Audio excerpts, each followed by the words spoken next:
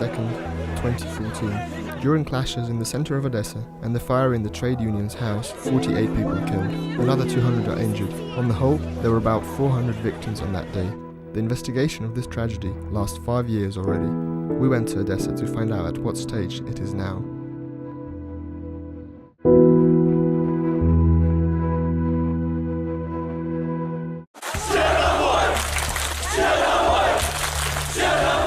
On this day, ultras of football teams Hromadske and Metalist planned to march through the center of Odessa. The first confrontation between them and an armed group of anti-Maidan supporters took place near the Hromadske Ploshcha.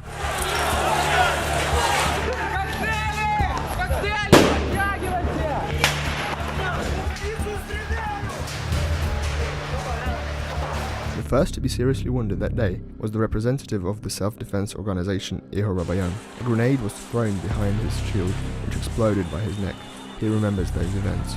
Most of the police were waiting for the proclamation of Odessa People's Republic. From behind the police, the pro-Russian assassins launched an offensive on our peaceful march. They used homemade grenades, smoke grenades and firearms. I only had a wooden stick and shield like all the guys from the former civic self-defense organization. Clashes on the Hromadske Ploshcha lasted about 3 hours. Officially, 230 people were injured. According to witnesses, the police almost did not intervene. Mr. Fujeji, who was responsible for this, was very cautious and very neutral person. His favorite phrase to his subordinates was, "Why are you intervening? Who knows what will be happening here? Who will be in power? What flags will be raised?" After the Hromadske Ploshcha, the Maidan supporters went to the Kulikova Pole, where the anti-Maidan camp was located. They barricaded themselves in the trade union's house. Maidan supporters started to tear down and burn the tents left behind. In response, they received gunshots and Molotov cocktails from the building. At one point, the trade union's house caught fire. Some of those who were inside tried to escape to the roof. 10 people jumped out of the windows. Along them were Vyacheslav Markin and Vadim Popora. Один з загиблих був хлопцем, йому було 17 років. One of the bodies was of a boy. He was 17 years old.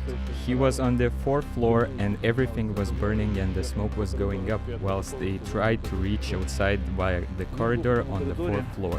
He was in that corridor. Overall, if I'm not mistaken, 15 bodies were found there. But he and 2 more people reached the edge, where there was a window open and through the smoke was coming out the window. He lost consciousness. They tried to save him, dragged him out of the window, put him on a parapet, but he could not hold and his body fell down. He fell right there. People started panicking and dispersed. According to the forensic report, he died from that very fall. There are such inscriptions, such portraits, shows. The second man, called Markin, who died elsewhere from what I remember, jumped out of the building when the fire started. But you can see the following inscriptions. They were murdered here. This is not true. The order for firefighters to act was given only 25 minutes after the first report of the fire. 101. Алло, добрый день, дом профсоюза горит. Я поняла вас хорошо, спасибо. Немедленно, там уже пожар, что вы делаете? Люди внутри. The investigation made it clear that the then head of the Ministry for Emergencies, Volodymyr Bodlan, just pulled the plug on the fire, noting that everything was in order. The trade union's house was burning for over an hour. It took lives of 42 people. A case was initiated in respect of this crime on a number of counts. Most of the key players on the part of anti-Maidan and some law enforcement officers managed to escape almost immediately. The utility services had cleaned the Hromadske Ploshcha, where the fighting broke out on that day, by the following morning. When I left my home next to Deribasivska Street, in the center on May the 3rd, I just saw that everything had been washed with water. Everything was thrown out. Then I found out that all the janitors in Odessa had been summoned that morning to clean up the crime scene. The shells were thrown into the trash and so on. The first place to be cleaned was Hromadske Street.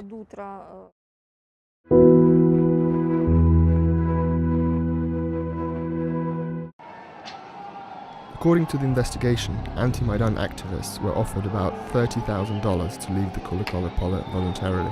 Some of them took the money, others stayed behind.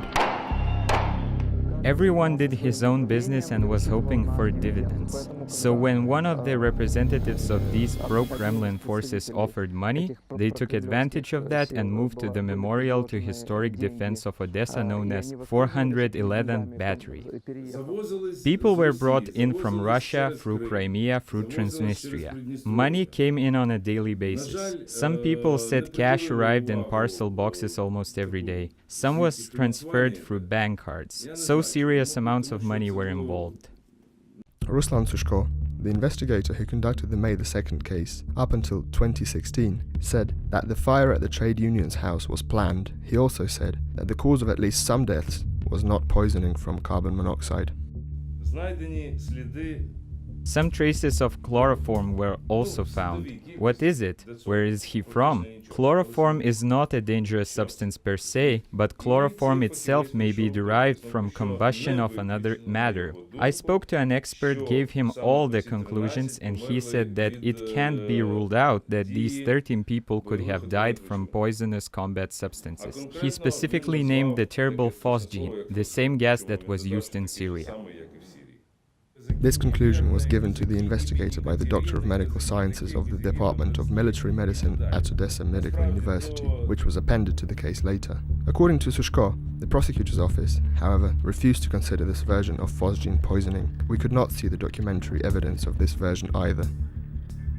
However, the Odessa Region Prosecutor's Office informed us that according to the results of the examination, some people died from poisoning with an unknown substance. The plan is to get international experts involved in the process of identifying the exact causes of their death.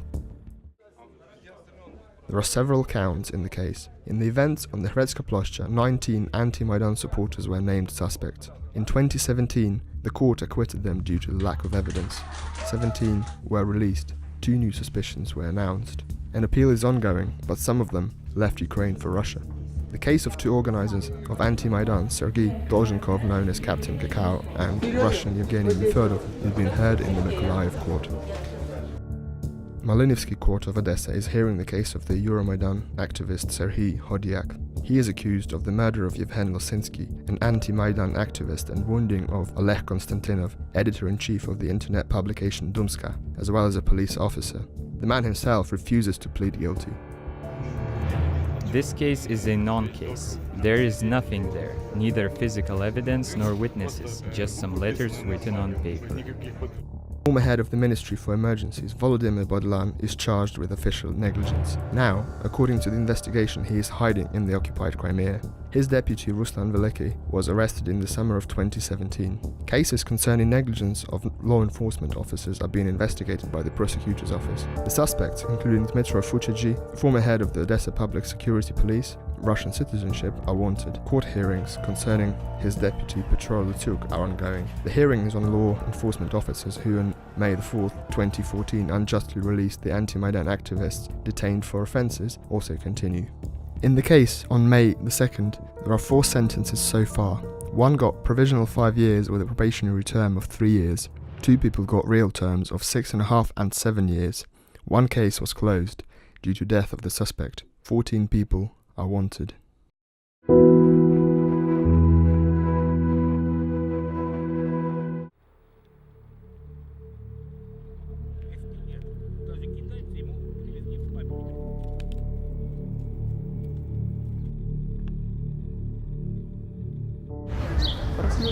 The investigation is stalled. It is not happening as such. Relatives of the victims understand this, but they are still waiting for something. I do not know what they are expecting.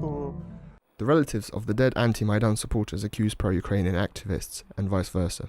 They are afraid to speak on camera and do not see the point. They have been waiting for the outcome for 5 years, but both sides are confident there is no political will for an objective investigation.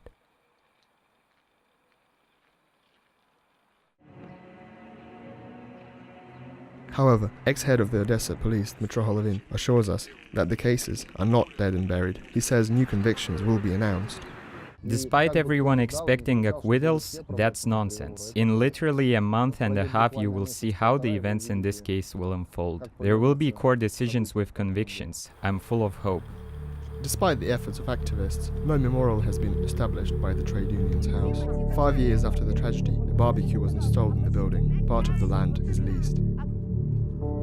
It was absolutely understandable when there are such improvised memorials in 2014 and 2015. But then some decisions should have been made, so that there would be some single place, some kind of stone, some place, some memorial plaque, so that the essence of the event is documented. Because the current state of affairs makes it possible for different groups of people to interpret this event as they please, which in turn gives room for manipulations.